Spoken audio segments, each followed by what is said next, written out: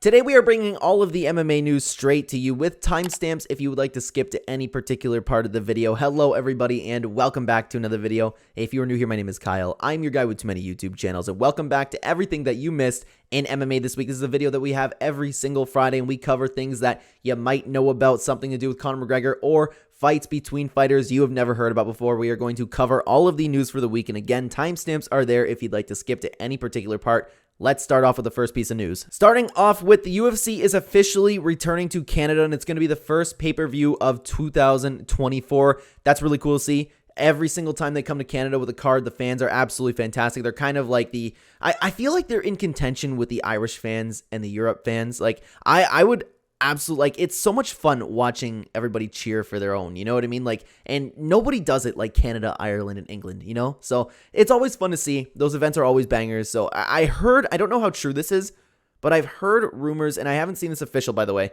that it's going to be in Toronto, but regardless, it's going to be in Canada for sure. Now for this one, guys, I'm not going to spend too much time on it because I made an entire video talking about it. Israel Adesanya was caught drunk driving, and the response from the MMA community has been absolutely insane. They've all been worried about Israel Adesanya and his own health besides the people that he could have absolutely murdered.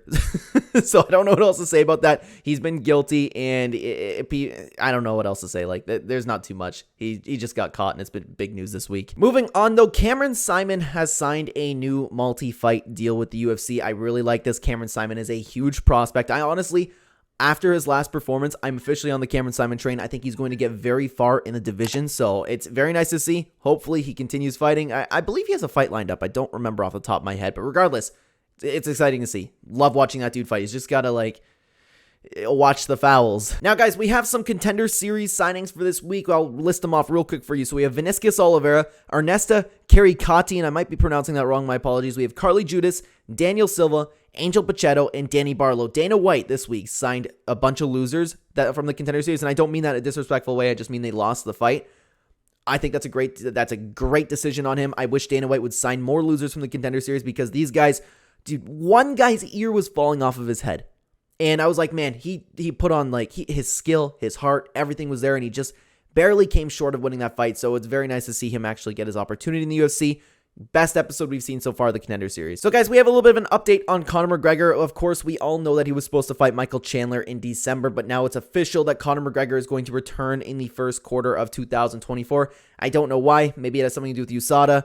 Maybe it's just the pay-per-views have been booked up. I don't know. But that's when Conor's going to return. Hopefully, we can actually see him fight again. Now, in my opinion, guys, this is the most interesting news of today. So, the UFC and Dana White are thinking about making the rankings instead of just 1 to 15. They're going to make it 1 to 20. I think that is absolutely perfect. There's so many contenders that would be so cool to have, like, a spot of rankings. Like, we have enough UFC fighters where 20 to 1 would be perfect. I would like that. The only time you would really have an issue with that is, of course, if you're talking about, like, the women's bantamweight division, or you're talking about the heavyweight division where there's, like, no talent. And even if you want to, like, you could do it with middleweight, maybe light heavyweight. It's just definitely the lower weight classes absolutely need it. Absolutely, they need it. And I hope they do this because rankings are fun. Instead of just having two unranked guys fight each other, why not have some organization to it? I like this idea a lot. I hope they go forward with it. All right, guys, so this has been big news this week, and I'm not going to lie, I'm not familiar with the fighter. So there's a fighter named Song Huaziang, and I might be pronouncing that wrong. Anyways, she is signed to the UFC, and she is a huge Chinese prospect. Apparently wants to fight on the December 9th card. Regardless, like, it's really cool, especially with all the fighters that are starting to come out from over in China. Like, in UFC wants to go back to China. I don't know if they have that date actually, like, signed and ready to go, but the UFC has been looking to go back to China, and their support for their fighters is absolutely insane. So this is very nice to see, especially if it's a huge prospect from over there. Bring him in the UFC. I'm happy with that. All right, guys, we have all the fight announcements for this week, and there has been an insane amount of fights. Great matchups. A lot of them for December, November. I guess, like, that kind of makes sense, right? But, man, okay, I'm going to list them off. I'm going to touch on them very, very shortly. Great fights announced. So we have Vicente Luque versus Ian Machado Gary on December 16th. They are making that card incredible. That is a great fight. I would imagine Ian Gary takes that. We also have Tagir Ulanbekov taking on Cody Durden on December 16th. I would imagine Tagir would take that one. Then we have Sean Brady, my man Sean Brady, taking on Kelvin Gastelum on December 6th, not 16th, excuse me, December 2nd. I'm not confident this will happen. Kelvin Gastelum is one of my favorite fighters, but the dude pulls out more than he actually fights, so I'm the John Jones effect with Kelvin Gastelum at this point. Not going to get excited until he actually steps in the cage and Bruce Buffer says go. We also have Andrei Arlovski not retiring yet, and he's taking on Waldo Cortez Acosta on January 13th. Nazim Sadikov versus Vyacheslav Bourquechop on November 11th. That is a great matchup. We also have Joe Selecki versus Drakkar Klose on December 2nd. Sumar Derj, and I'm probably pronouncing that one wrong, versus Alan Nascimento on December 9th. Tabitha Ritchie versus Lupi Garinas on November 11th. Irene Aldana versus Carol Rosa, ruining the card on December 16th.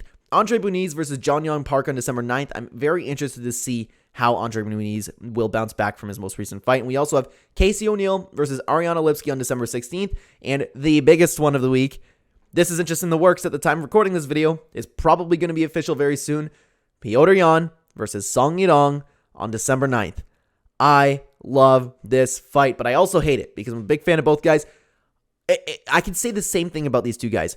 Watching Petr Yan and watching Song Yadong, their technique, their boxing technique in particular, is just an absolute pleasure to watch. This is the highest level that you can get. I get so excited when Petr Yan fights. I get so excited when Song Yadong fights, just to watch their technique.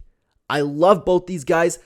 It's going to hurt to see one of them lose, but I'm going to have to cheer for Petr Yan in this fight because he can't keep losing, man. He has had a string of bad luck, so I got to go with Petr Yan. Who's going to win this fight, though? I'm actually leaning towards Song Yadong.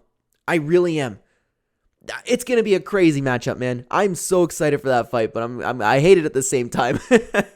Actually, that might be the China card now that I'm thinking about it. Regardless, the fight is in the works. It's not official yet, but if the UFC is announcing that it's in the works, then it's probably going to happen. But guys, before I get you out of here, I want to tell you about the fights to watch this weekend because there is no UFC card. However, today, One Championship, where I'm recording this the night before, but on Friday, One Championship is having their big card, their Fight Night return. It's been a little while since they've had a Fight Night. I'm very excited. One Championship, if you don't know, if you haven't been following the channel, is my favorite organization. The card is stacked as always. Stamp Fairtex is fighting, and that's always exciting to see.